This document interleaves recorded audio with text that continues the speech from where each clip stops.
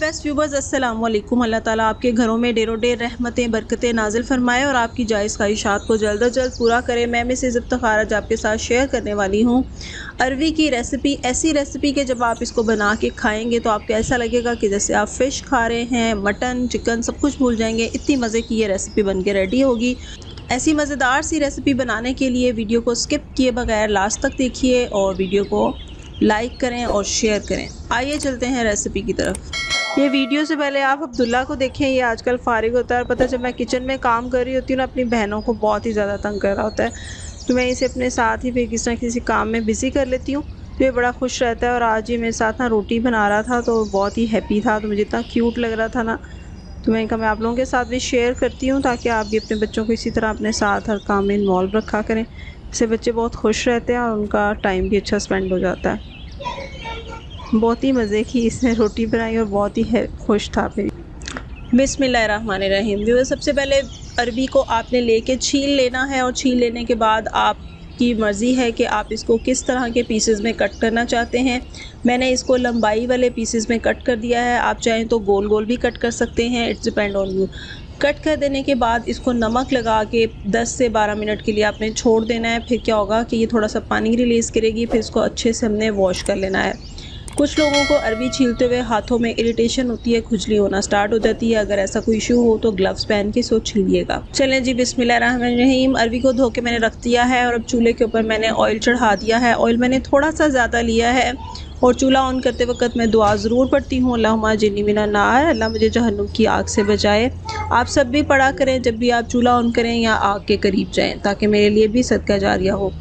अब धुली हुई अरबी को किसी टोकरी में रख के अच्छी तरह से उसका पानी मैंने खुश्क किया और फिर मैंने इसको डाल दिया है कुकिंग ऑयल में, और जो फ्लेम है यहाँ पे वो मीडियम टू हाई है।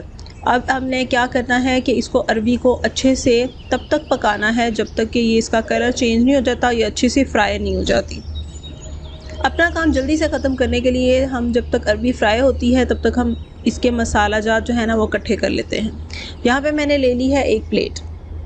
इसके अंदर डाल रही हूँ नमक, हस्बे ज़ायका यूज़ कीजिएगा। मैंने इसमें 1 टीस्पून भर के डाला है क्योंकि हमने अरबी को भी नमक लगाया था और वो सॉल्टी सी हो जाती है फिर जब आप लगा के रखते हैं। यहाँ पे सूखा धनिया इसमें जा रहा है 1 टेबलस्पून भर के। काली मिर्चें मैंने डाली हैं इसमें 1/2 टीस्पून। कलवंजी इसमें डालेगी 1/2 टीस्पून। हल्दी 1 टीस्पून के बराबर। लाल मिर्च का पाउडर हस्बे ज़ायका आप ले सकते हैं, मैंने यहाँ 1 टीस्पून भर के लिया है। सफ़ेद ज़ीरा 1/2 टीस्पून। पिसी हुई अजवाइन इसमें मैंने 1/2 टीस्पून डाल दी है। सूखी मेथी इधर 1 टेबलस्पून। ये 3-4 मैंने इसमें डाल दी हैं साबुत लाल मिर्चें। गरम मसाला इसमें 1/2 टीस्पून डाल दिया मैंने, होममेड गरम मसाला लिया है। अब यहाँ पे आप देखें दूसरी साइड पे अरबी जो है वो काफ़ी हद तक जो है वो फ्राई हो चुकी है, लेकिन हम तब तक वेट करेंगे जब तक कि इसका कलर चेंज नहीं हो जाता। जी तो व्यूवर्स, यहाँ पे अरबी जो है वो अच्छे से फ्राई हो चुकी है। इसे मैं निकाल के एक साइड पे रख दूँगी और नेक्स्ट काम करने से पहले हम चलते हैं आज की अच्छी बात की तरफ। नबी सल्लल्लाहु अलैहि वसल्लम अपनी बीवियों की कड़वी कसैली बातें और तर्ज़ अमल खंदा पेशानी से बर्दाश्त करते थे। सुभान अल्लाह। अल्लाह ताला हमारे शोहरों को भी हमें बर्दाश्त करने की तौफीक अता फरमाए। यहाँ पे आप देख सकते हैं कि ऑयल जो है वो बिल्कुल भी ख़राब नहीं हुआ। हम ये एक्स्ट्रा ऑयल निकाल देंगे और इसे किसी भी और चीज़ में हम यूज़ कर सकते हैं, बिल्कुल भी ख़राब नहीं हुआ है। मैंने एक्स्ट्रा ऑयल इसमें से निकाल दिया था और जो ऑयल मुझे चाहिए सब्ज़ी को बनाने के लिए सिर्फ उतना ही मैंने पैन में रहने दिया, यानी कि मैंने तकरीबन 1 कप के बराबर इसमें ऑयल छोड़ा था।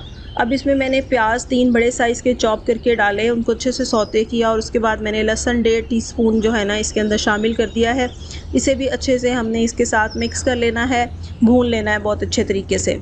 यहाँ पे देख सकते हैं आप प्याज और लहसुन अच्छे से भुन चुका है, इसका कलर भी चेंज हो चुका है। बारी है इसमें मसाले डालने की, जो कि हमने एक जगह पे इकट्ठे करके सारे रख लिए थे।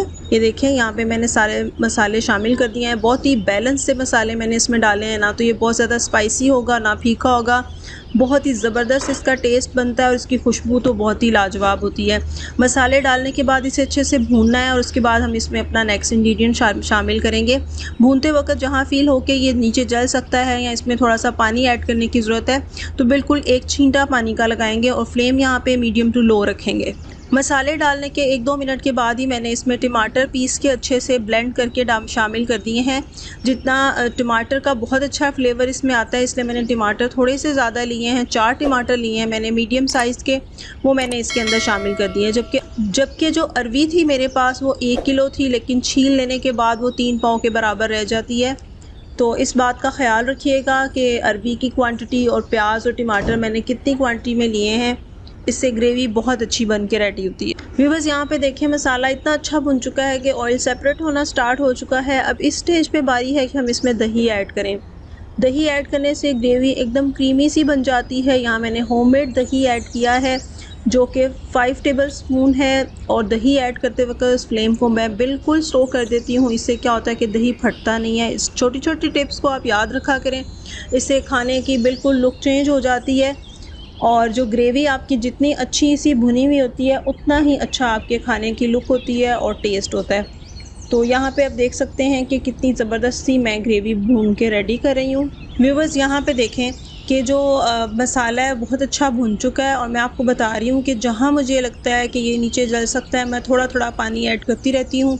इससे मसाले जलते नहीं हैं, उनका फ्लेवर कायम रहता है और बहुत अच्छा सा सालन बन जाता है, रेडी हो जाता है। बस यहाँ इस स्टेज पे क्या करना है कि मसाला बड़ा अच्छा सा भुन चुका है। अरवी की रेसिपी में आपने मसाले को बहुत अच्छा भूनना है, क्योंकि इस रेसिपी का दारोमदार ना ग्रेवी पर ही होता है कि आपने कितना अच्छा इसको भूना है। और इस स्टेज पे आप जब अच्छा सा भून चुके हैं तो फिर इसकी जो ग्रेवी है इसको चेक कर लें कि इसमें कोई किसी चीज़ की कमी तो नहीं है। तो अगर आप कोई मसाला ऐड करना चाहें तो वो भी कर सकते हैं।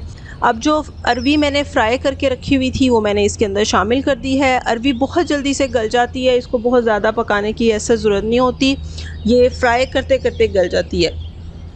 अब क्या करूँगी मैं कि इसको हल्की आंच पे दम दे दूँगी। दम जो है वो हम 10 मिनट के लिए देंगे, उसी में अरवी बहुत अच्छी सी ज़बरदस्ती पक के रेडी हो जाएगी।